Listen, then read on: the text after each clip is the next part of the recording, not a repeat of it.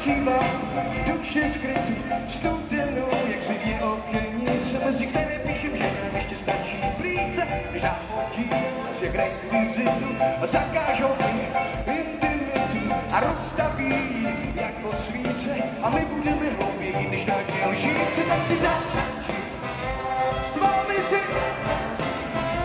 když už jsme spolu v tomhle pražském klubu hlavou dolů zatančí, s vámi si zatančí, když už jsme spolu na polotočí hlavou dolů, když promění nás v absurditu, střelí stříc až k neurčitu a rozmáznou nás na krajíce, jak boxery, co sebrali jim rukavice, smotají nás do egelitu a bez skrupulí a bez soucitu zastrčí nás do krabice, co tak si křičíš, kdyby křičíš sebe více, tak si zatančí.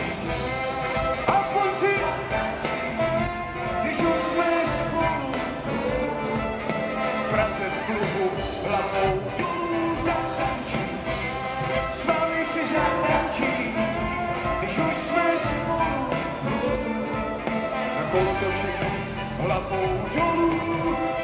Hej, a som tu a čo vy? Hej, Praho, ako sa máte? Som veľmi rád, že ma Krištofy pozvali na toto turné a že vám teraz môžem ukázať, čo to znamená byť najväčší hip-hopper. Ste na to pripravení? Neslyším, Praho, si pripravená? OK, teraz vám predvážem hip-hop, čo vás vystrelí stopánkou. Ešte 2 sekundy a ja budu pripravený. Ešte 1 sekunda. Praho!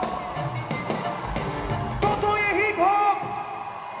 Zatančí, s tebou si zatančí, když už jsme spolu.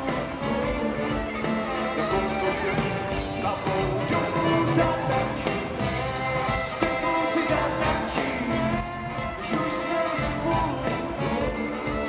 Na kolotoči hlavou dolů zatančí, s tím klukem si zatančí, když už jsme spolu.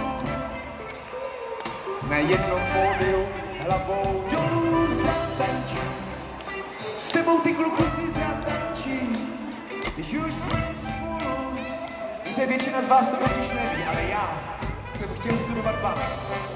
Já jsem se i přihlásil na Ostravskou konzervatoř, na obor balet a rok jsem to studoval.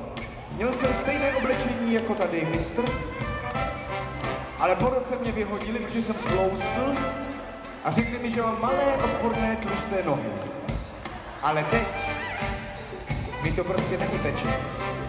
Ať si myslí paní profesorka baletu z Ostravy, co chce. Já totiž budu dělat baletní kariéru v Praze, vole!